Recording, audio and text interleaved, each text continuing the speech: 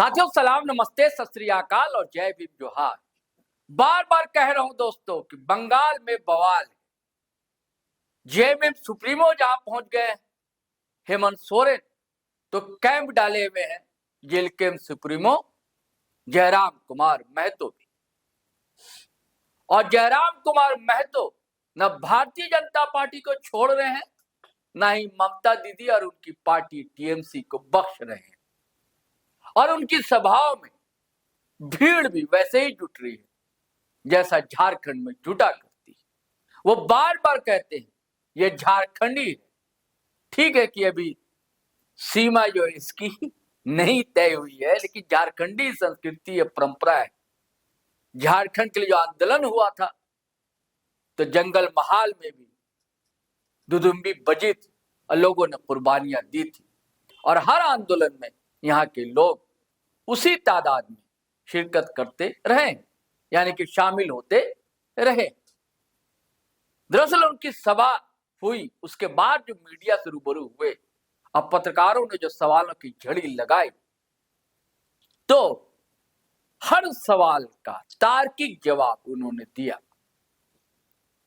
जहां ममता दीदी के लिए कहा कि बुजुर्ग हो गई हैं, उन्हें अब राज्यसभा, उन्हें शायद नीतीश कुमार याद आ रहे होंगे कि नीतीश कुमार को भी लगा कि अब राज्यसभा जाकर आराम करना चाहिए, तो ममता दीदी को भी अब राज्यसभा चले जाना चाहिए और आराम करना चाहिए।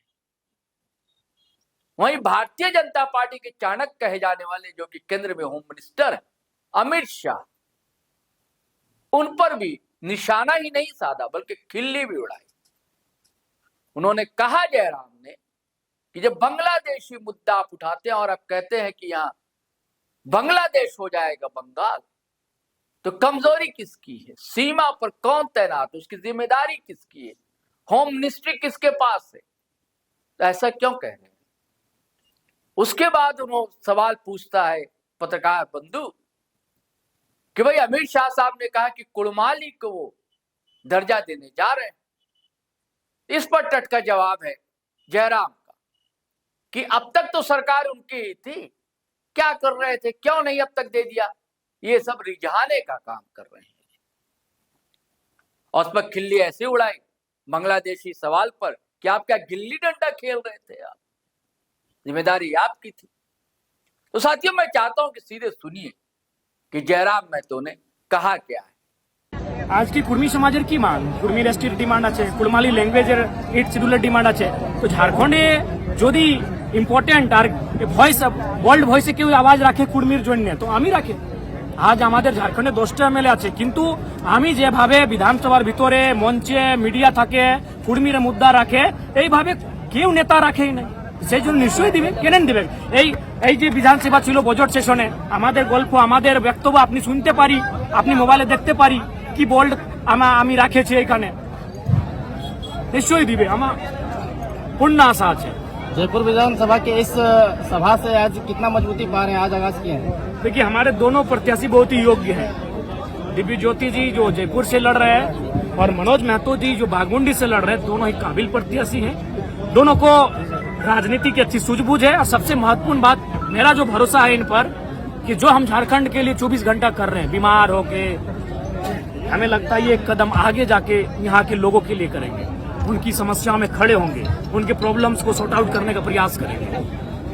अच्छा जयराम जी, आप कुर्मी का बात किए हैं, अमित शाह आके यहाँ कह रहे हैं कि कुर्माली भाषा को 8वीं अनुसूची में हम सूचीबद्ध कर देंगे। भाई आज काहे कीजिएगा? आप तो 12 साल से गवर्नमेंट में है, कर देना चाहिए था आपको, 4 साल पहले कर देना चाहिए था। मोटा भाई को मालूम है चुनाव के समय क्या बोलना चाहिए, आदरणीय गृह मंत्री जी को मालूम है। बस वो रिझाने का कार्य कर रहे हैं। अभी आके कहते हैं कि बंगाल में बांग्लादेश से सरकार चल रही है, तो बीच में बॉर्डर आता है, बॉर्डर की जिम्मेवारी गृह मंत्री की होती है, तो आप क्या कर रहे हैं? गुल्ली डंडा खेल रहे हैं क्या? दीदी को आप नसीहत दे रहे हैं कि राज्यसभा चल जाना चाहिए? आराम करना चाहिए, क्योंकि जो काम उनको करना चाहिए था बंगाल के गांव-गांव तक जाकर, आज देख सकते हैं बंगाल में कहीं ना कहीं भय का माहौल है। लोग दीदी के खिलाफ में बोलने से डरते हैं, आप उनको ओपन चैलेंज करके बोल रहे हैं। नहीं, डरने की कोई बात नहीं है। लोकतांत्रिक भारत है, दीदी को भी जनता ने बनाया है। अगर जनता को उनका काम अच्छा लगेगा, जनता उनको चुनेगी। और जनता को उन्होंने अगर उनकी इच्छा के अनुरूप मन मुताबिक कार्य नहीं किया है, तो नो डाउट जनता उनको जवाब देगी। कितने वोटों से आप लोग जयपुर विधानसभा सीट जीत रहे हैं? हम लोग लग रहा है कि लगभग मार्जिन रहेगा 10-15 हजार के आसपास।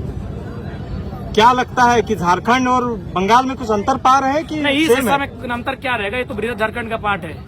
हम अगर मालदा, मुर्शिदाबाद, उधर जलपाईगुड़ी, सिलीगुड़ी, दार्जिलिंग जाते तो थोड़ा अंतर मिलता। ये इस भाग में कोई अंतर नहीं है। जहाँ जहाँ तक मांदर की थाप जाती है वहाँ तक झारखंड है। अब खोजिए मांदर है कि नहीं है। ग्रामीण क्षेत्रों में पलायन और शिक्षा का बड़ा समस्या देखा जा रहा है। जी, उसके लिए प्लानिंग करना होगा। उसके लिए सबसे पहले जो हमारा शिक्षा का स्तर है उसको बेहतर करना होगा। जो मोटे मोटे सिलेबस है उन्हें कम करना होगा। पाठ्यक्रम में प्रैक्टिकल सब्जेक्ट को, प्रोफेशनल कोर्सों को शामिल करना होगा, जिनसे उनमें स्किल डेवलपमेंट हो। केवल थ्योरी को रटने से, याद करने से वो अपना डेवलपमेंट नहीं करेंगे। वहाँ स्किल डेवलपमेंट की बात हो, ये चीजें करनी होंगी, तभी हम शिक्षा के स्तर को मजबूत कर सकते हैं। जयराम जी, यहाँ पे इस विधानसभा क्षेत्र में जो है महिलाओं का बहुत बड़ा समस्या है कि उनको जो है रोजगार नहीं मिलती है, बीड़ी बना के आजीविका चलानी पड़ती है। तो कैसे ये सब सारी चीजों को कैसे सॉर्ट आउट होगा अगर जीत जाते हैं आपके? हमें लगता है कि हम लोग ये प्रयास करेंगे। अगर सरकार में हम लोग बन जाते हैं, चूंकि क्या होता है कि देखिए कि झारखंड में भी एक बार निर्दलीय मधु कोड़ा जी सरकार बन गए थे। तो अगर बंगाल में भी ऐसी कोई परिस्थिति हुई और कोई ऐसा सिचुएशन हुआ तो सबसे पहले तो काम होगा, और नहीं तो विपक्ष में अगर रहने का अवसर मिला तो सरकार से हमारी उन मुद्दों की बात होगी कि छोटे छोटे लघु उद्योग को कैसे डेवलपमेंट किया जाए, कई नए उद्योग की स्थापना किन क्षेत्रों में होगी, किस माध्यम से होगी, उनकी रूपरेखा क्या होगी, रोडमैप क्या होगा, वो हम लोग विधानसभा के अंदर जो हमारे प्रत्याशी जीत कर जाएंगे वो उस आवाज को मजबूती के साथ वहाँ रखेंगे। जेएलकेएम का टक्कर किनसे होने वाला है, जयपुर और? देखिए, हमें जैसा लग रहा है कि दोनों प्रत्याशी, यहाँ त्रिकोणीय मुकाबला बनेगा। हम किसी को नहीं कह रहे हैं कि वो सिरे से या फिर रेस में नहीं है। त्रिकोणीय मुकाबला होगा और उस त्रिकोणीय मुकाबलों में हम लोग अच्छा खासा জিতেंगे। আগামী দিনে জঙ্গল মহলে কি প্রত্যেকটা আসনে আপনারা লড়াই দেবেন? জি জি, নিশ্চয়ই। জঙ্গল মহল আমাদের লক্ষ্য বটে। আমি জঙ্গল মহলকে বঙ্গালের পার্ট সাংবিধানিক রূপে মানি, কিন্তু ভাবনাত্মক, ভৌগোলিক, বেচারিক এই জঙ্গল মহল আমাদের ঝাড়খণ্ডের পার্ট বটে। যত আন্দোলনের আমাদের শহীদ সাথী, আমাদের শহীদ পূর্বজ ধনবাদের, বোকারোর, আপনার জমশেদপুরের অত এইখানেও শাহাদত দিয়েছে, এই পুরুলিয়ায় শাহাদত দিয়েছে, ঝাড়গ্রামে শাহাদত দিয়েছে। তো এটা আমাদের ভাবনাত্মক পার্ট বটে। এইখানে আমরা বিস্তার করব আর ভবিষ্যতে এখানে ভালো করে সবে সিটে আমরা লড়ব। तो साथियों, आपने जयराम महतो को सुना। उनका कॉन्फिडेंस लेवल कमजोर नहीं, दुगना नहीं, चौगनी ताकत से धमाल मचा रहा है। और वे इस बात को स्वीकार करते हैं कि त्रिकोणीय मुकाबला तो है हमारा। बीजेपी के भी कैंडिडेट, टीएमसी के भी है, और अड़ंगा लगा रहा है बीच में दोनों को प्रत्याशी जेएलकेएम का, बाघमुंडी में भी, अजवायपुरा में भी।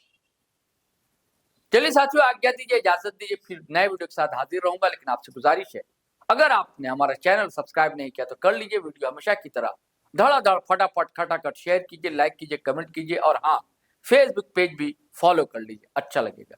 चलिए चलते हैं। जय हिंद, जय भारत।